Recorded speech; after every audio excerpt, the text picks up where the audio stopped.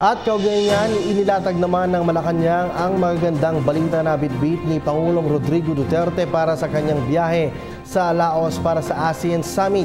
Ayon kay Presidential Communications Secretary Martin Andanar, naiahayag umano ng Pangulo ang interes ng Pilipinas sa ASEAN, partikular na sa larangan ng kalakalan at issue ng maritime security.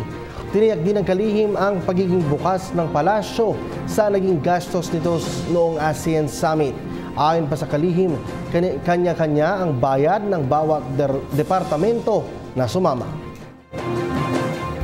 Nabanggit ito ni Secretary Junyasay na yung pagbiyahe po ng ating Pangulo doon sa ASEAN, the President was able to communicate kung ano yung interest ng Pilipinas sa ASEAN, and one of which is trade, yung mga exports, yung mga imports ng mga gamit both from the Philippines and from the country, no, kung sino makaka-trade natin.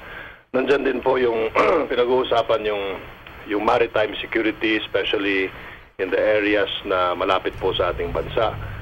At ng Malaysia, Indonesia, Brunei, at nandyan din po yung, of course, nabanggit ko na, yung bilateral trade with the other countries, especially Japan, China, and the rest of the ASEAN.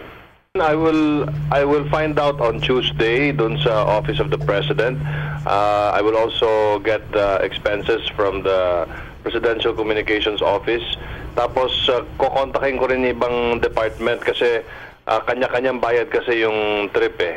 Yun ang nangyari. Every time that we arrive in a country, yung kung sino man yung secretary na kasama, sila nagbabayad ng kanilang expenses, no? Kanilang hotels, etc.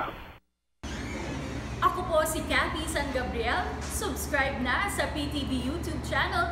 I-click lang po ang subscribe button.